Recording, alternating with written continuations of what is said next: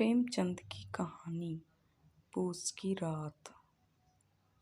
हल्कू ने घर आकर अपनी पत्नी मुन्नी से कहा, घर में जो रुपये रखे हैं उसे ले आओ।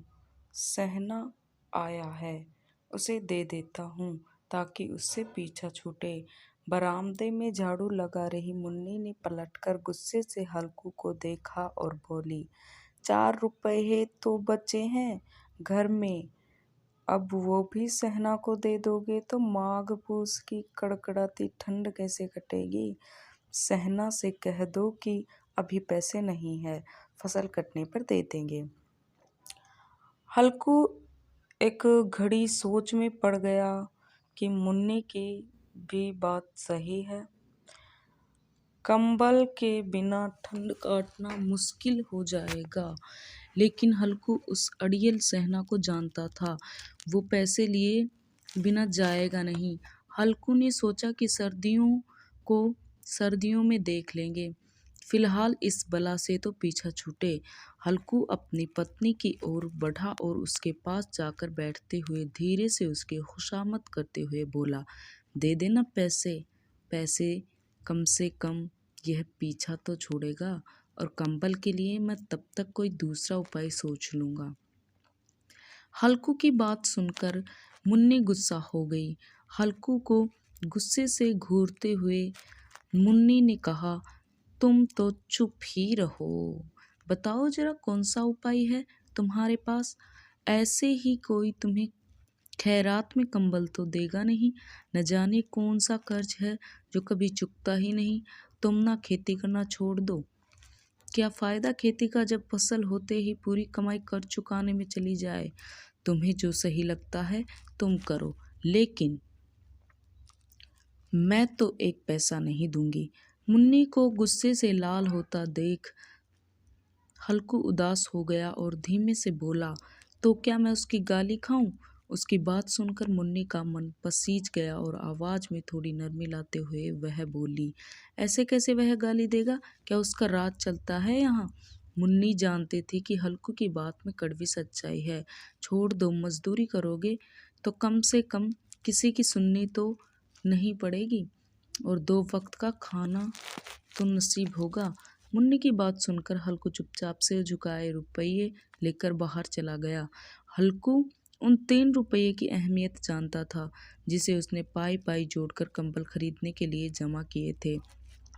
सहना को रुपये थमाते हुए हल्कू के हाथ कांपने लगे, जैसे वह सीने से अपना दिल निकालकर सहना की हथेली में रख रहा हो। वक्त बीतता गया और पूस की वो कड़कड़ाती सर्द रातें भी आ गई। आसमान में जैसे चांद तारे भी ठंड से ठिठुरते लग रहे थे।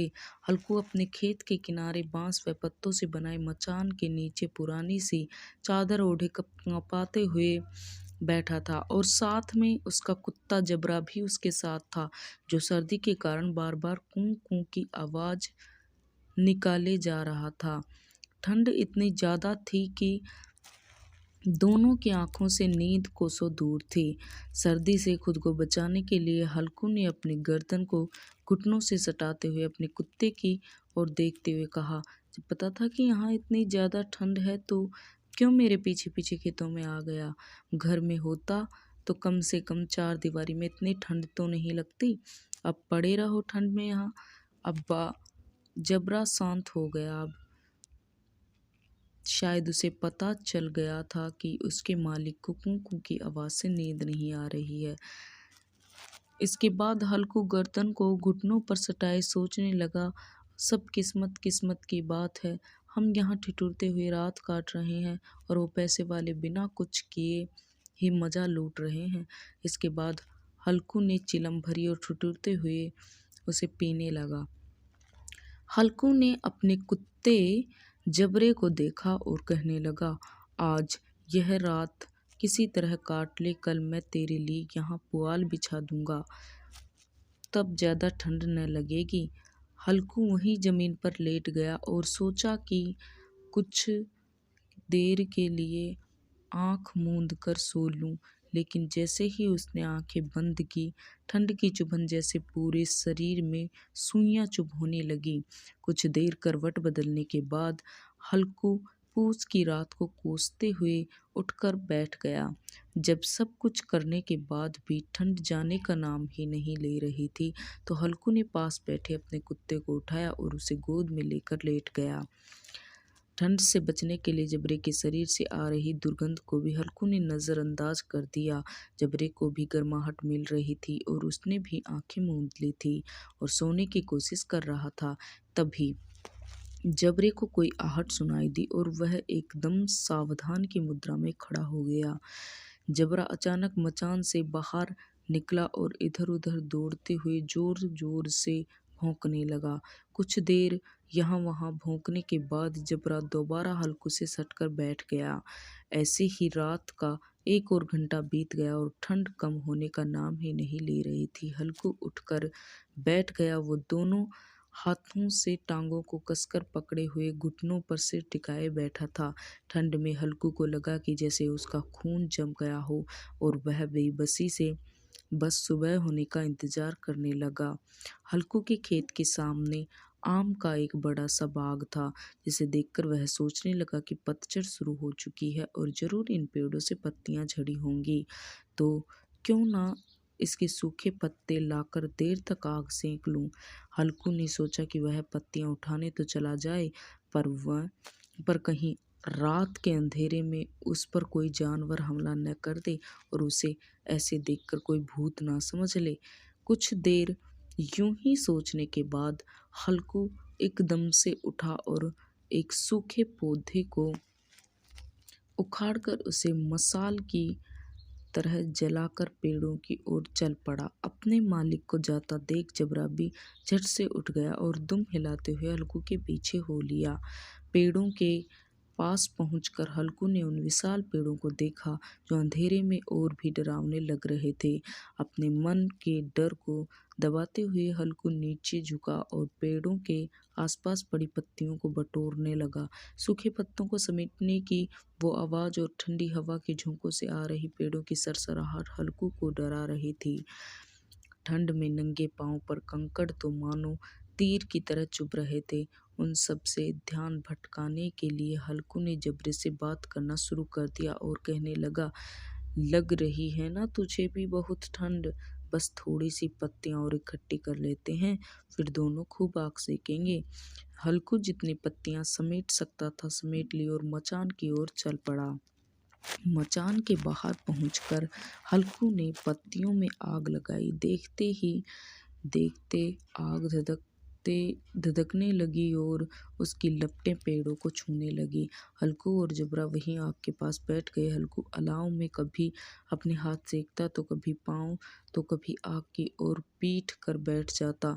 जबरा भी आग के पास पसर कर लेट गया और उन लपटों को देखने लगा। हल्कू जबरे की ओर देखकर कहने लगा, कहा था ना मैंने, अलाव जलाते ही ठंड नहीं लगेगी।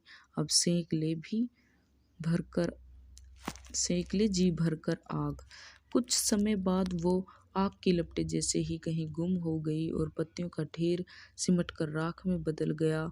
अब तो बस कोई हवा का झोंका आता तो बची कुची चिंगारी कहीं बीच में लाल लाल अनार के दानों से दिखाई देती। हल्कू राख की थोड़ी सी गर्माहट में वही चादर ओढ़े दुबक कर बैठा हुआ था। लेकिन जैसे जैसे रात बढ़ती जा रही थी ठंड उसे और जकड़ने लगी थी। कुछ देर बाद हल्कू वहीं राख के ढेर के पास लेट गया। हल्कू को नींद आने ही वाली थी कि जबरा फिर से अचानक उठ गया और खेत की ओर जोर जोर से भौंकने लगा। हल्कू के कानों में भी कुछ आवाजें आ रही थी, जैसे जानवरों का बड़ा झुंड खेतों में घुस आया हो और उसकी फसल चर रहा हो। जानवरों की हलचल की पूरी आवाज़ें हल्कू के कानों में पड़ रही थी। हल्कू आंखें मूंदे ही सोचने लगा कि जबरे के होते हुए आखिर कोई जानवर खेतों में कैसे घुस सकता है। जरूर मुझे कोई धोखा हो रहा होगा। हल्कू ने आंखें खोले बिना ही जबरे को आवाज लगाई, लेकिन जबरा खेतों की ओर मुंह किए जोर जोर से भौंकता रहा, पर उसके पास नहीं आया। कुछ देर बाद खेत में चढ़ने की आहटें तेज हो गई और अब हल्कू को पूरा यकीन हो गया कि खेत में जरूर जानवर घुस आए हैं। अपने आलस को झकझोरते हुए हल्कू आधे मन से उठकर बैठ गया। इस कपकपाती ठंड में उठकर खेत में जाना और फिर जानवरों को भगाना उसे बेहद मुश्किल सा लग रहा था। हल्कू वहीं बैठे बैठे जबरे को आवाज देने लगा। हल्कू की आवाज सुनकर जबरा और भी जोरों से भौंकने लगा। खेतों में नीलगाय का झुंड घुस आया था, जो पूरी तरह फसल को चरने के साथ ही उसे तहस नहस किए जा रहा था। जबरा अपना गला फाड़ फाड़ कर भौंके जा रहा था, जैसे उन्हें वहां से चले जाने को कह रहा हो। इस बार हल्कू ने पक्का इरादा करते हुए खुद को समझाया और चादर को शरीर पर लपेटते हुए खेत की ओर जाने के लिए कदम बढ़ाने लगा। हल्कू कुछ कदम ही चला था कि अचानक तेज हवा के झोंके ने उसके कदम रोक लिए। हल्कू को ऐसा लगा कि जैसे किसी ने सैकड़ों सुइयां उसके शरीर में चुभो दी हो और उसका पूरा शरीर अकड़ गया हो। हल्कू दौड़ता हुआ राख के ढेर के पास लौट आया और पास पड़ी लकड़ी से उसे कुदेरने लगा, ताकि उसके शरीर को कुछ तो गर्माहट मिले। जबरा खेतों के पास भौंकता रहा और हल्कू उस राख के ढेर के पास सिकुड़ कर बैठा रहा, जैसे उसे किसी ने जकड़ रखा हो। नीलगाय के झुंड ने देखते ही देखते पूरे खेत को तहस नहस कर दिया। हल्कू उसी राख के ढेर के पास चादर ताने सो गया और जानवरों के जाने के बाद जबरा भी हाँफते हुए हल्कू के पास आकर बैठ गया। सुबह सुबह जब हल्कू की आंख खुली तो दिन चढ़ आया था और धूप निकल आई थी। सामने बैठी मुन्नी उसे गुस्से से घूरते हुए जोर जोर से कह रही थी, दिन भर सोए रहोगे क्या? उठकर देखो तो सही, जानवरों ने पूरी फसल का क्या हाल कर दिया। अब हम क्या करेंगे? तुम्हारे रात में खेत में होने का क्या फायदा? अगर चादर तान कर सोना ही था तो घर ही पर ही पड़े रहते। मुन्नी को चुप होते ना देख हल्कू धीरे उठा और उससे पूछा, क्या तुम खेत से होकर आ रही हो? क्या सच में हमारी पूरी फसल तबाह हो गई है? मुन्नी ने गुस्से से जवाब देते हुए कहा, हाँ, सब कुछ खत्म हो चुका है, हम तबाह हो चुके हैं। हल्कू जानता था कि मुन्नी ऐसे चुप न होगी, तो उसने बहाना बनाते हुए कहा, तुझे तो बस खेत की पड़ी है। मैं यहाँ रात में मरने से बाल बाल बचा। रात को मेरे सीने में इतना तेज दर्द उठा कि मैं हिल भी न पाया। यह तो मैं ही जानता हूँ कि दर्द के साथ मैंने कड़कड़ाती ठंड के बीच रात कैसे काटी है। हल्कू की बात सुनकर मुन्नी कुछ न बोली। फिर दोनों खेत के पास आ गए और बुरी तरह रोंदे हुए खेत को देखने लगे। खेत की दुर्दशा देखकर मुन्नी के चेहरे पर उदासी छा गई और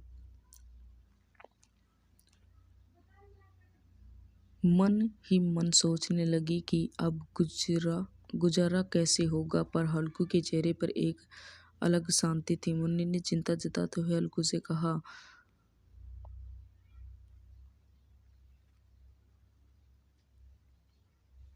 लगता है अब मजदूरी करके ही दिन काटने पड़ेंगे। हल्कू ने चेहरे पर हल्की सी मुस्कान बिखेरते हुए कहा, चलो, कम से कम अब इन सर्द रातों में यहाँ सोना तो नहीं पड़ेगा। समाप्त।